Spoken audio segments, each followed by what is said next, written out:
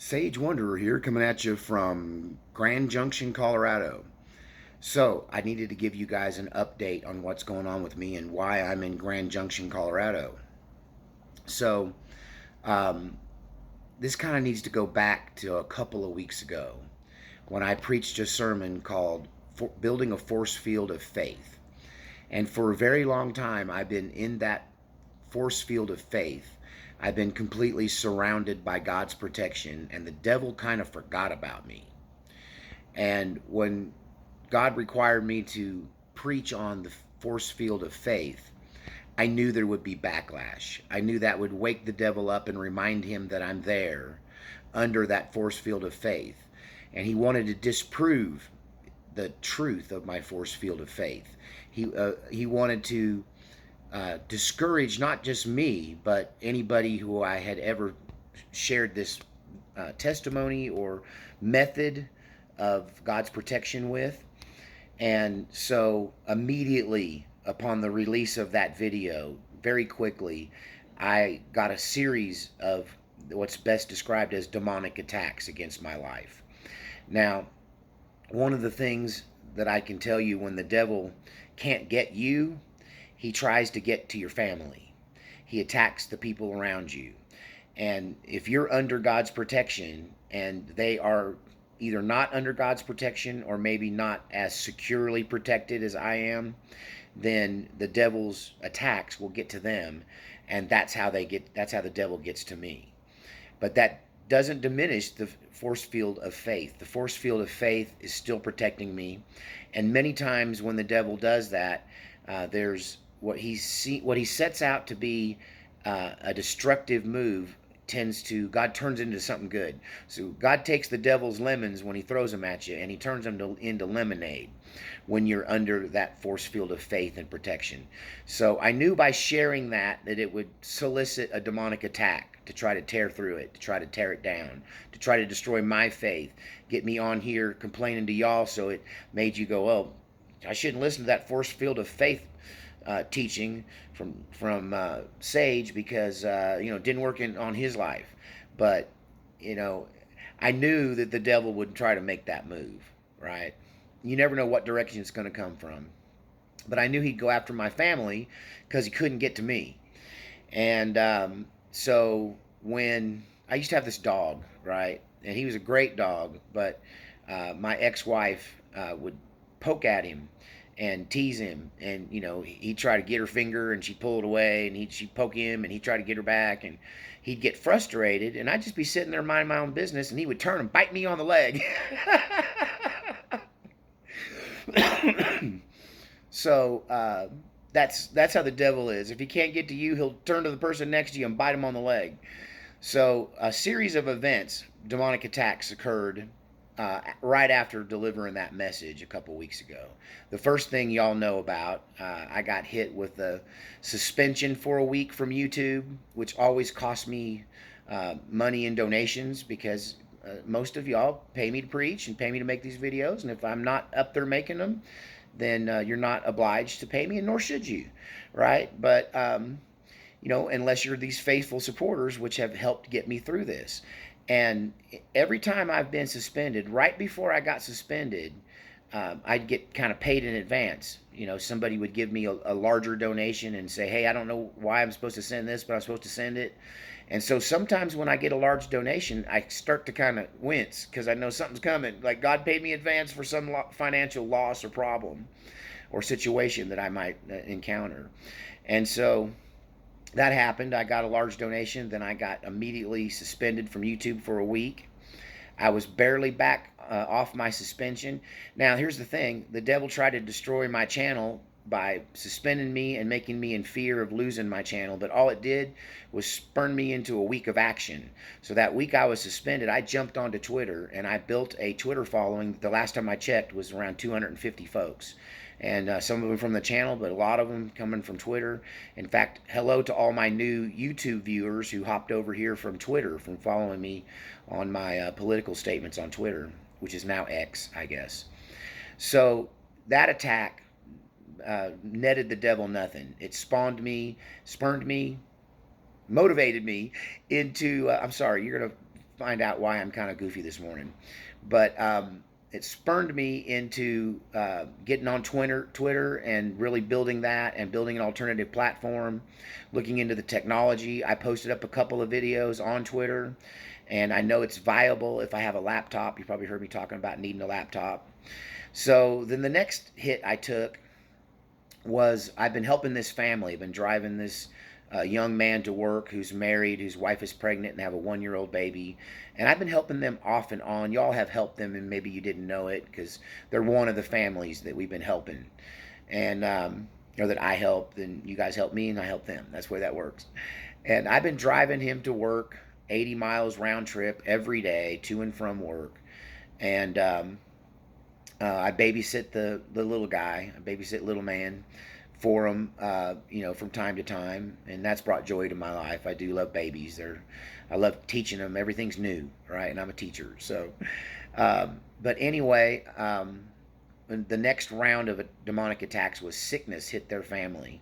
The baby was sick. The dad was sick. The pregnant mom got real sick. I missed my Sunday sermon this week because I had to take her to the emergency room. I had to take the whole family to the emergency room and babysit the baby while they got her tended to.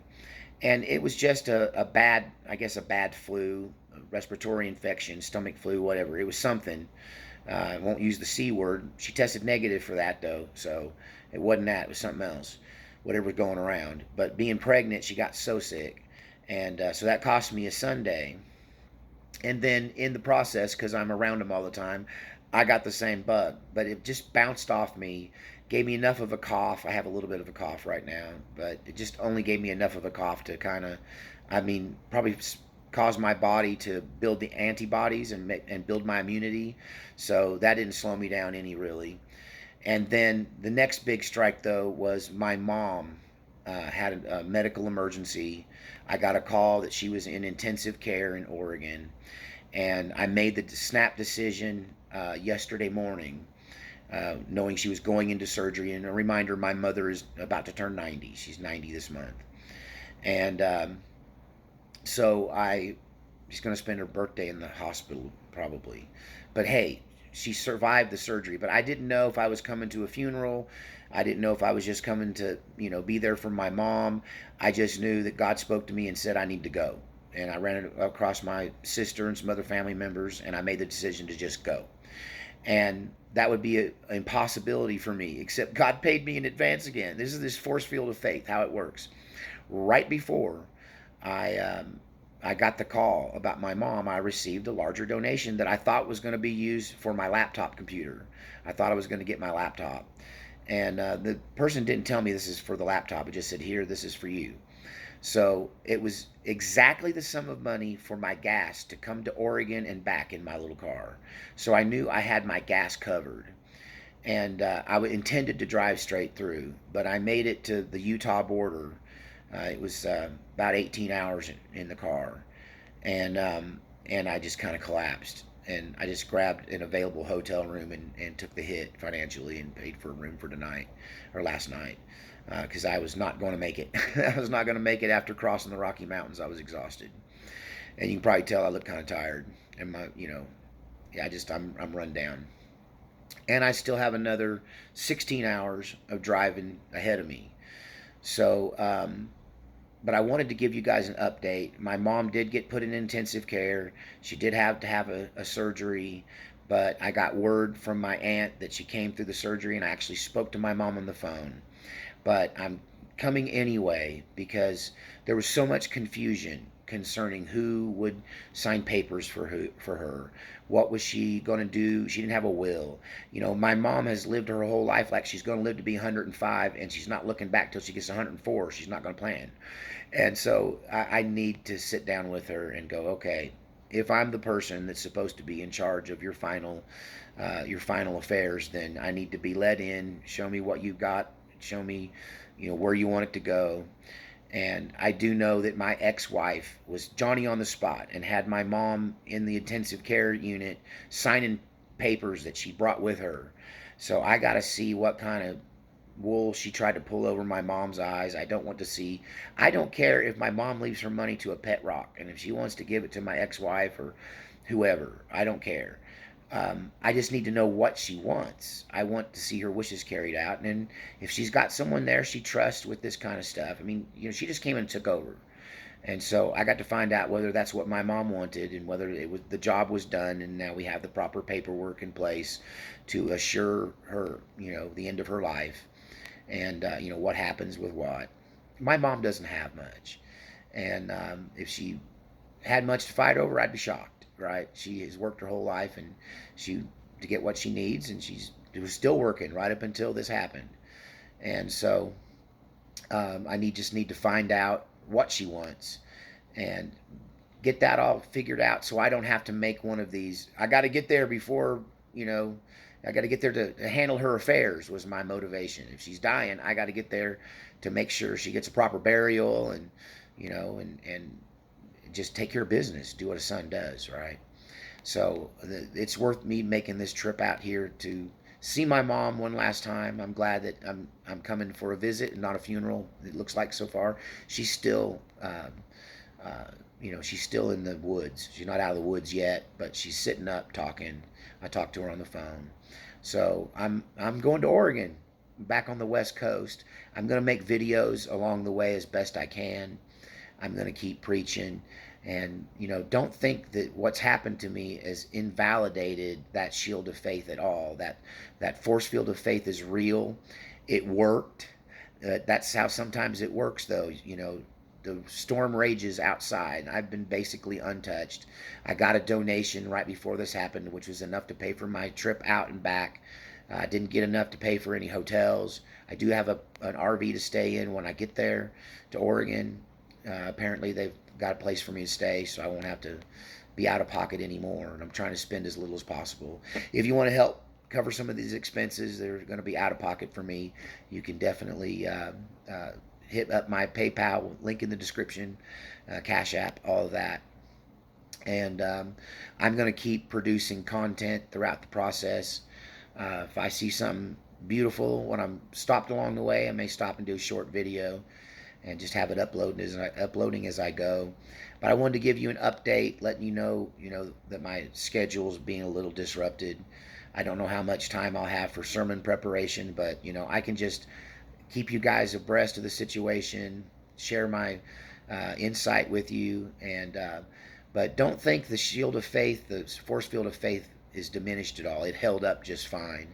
The devil went after people around me, but he couldn't really touch me, right down to where my gas is already paid for this trip out and back.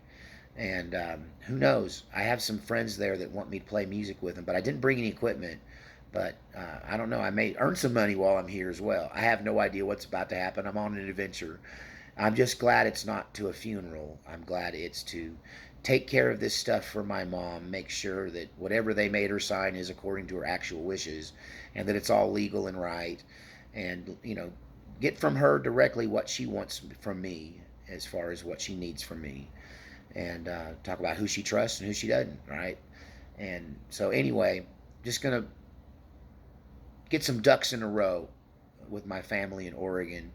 And I also may try to find my preacher books that I left behind a whole lot of stuff when I split to Texas 4 years ago, 5 years ago. Woo! Been 5 years since I've been back to Oregon. And I heard that my preacher books and some of my antique books were being stored in my aunt's shed. So if they're still viable and not eat up by bookworms and moths, I'll get to bring my books back with me, which that's one of the things I left behind that I didn't intend to and wished I hadn't. They were books passed down to me by the preachers in my family. Some of them go back 150 years. I got some 150-year-old books that if they're not ruined, I need to try to get.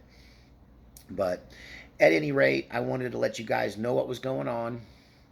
My the family I've been helping out, they pulled through fine. We're running in some issues getting him a ride to work. Got him there the last couple of days. So yeah, but she pulled through fine. They're healthy. The baby's gotten better and they're well, and they're house sitting for me while I'm gone, which makes me feel good. They're taking care of my dogs, and I trust them to house sit for me. They're good kids. And they kind of adopted me as their adopted grandpa is what's happened here. And so I have family there and new family there, and I'm going to go visit my family members in Oregon and tie up some loose ends and try to preach along the way. I may shoot some video of the West Coast for you. And yeah, I'm probably not going to try to get into any political protests unless they jump up in my face. And then you know me, I might go sage rage and get right in the middle of it. Sorry, still fighting this cough. All right, we'll see you next time on the Sheep Pen.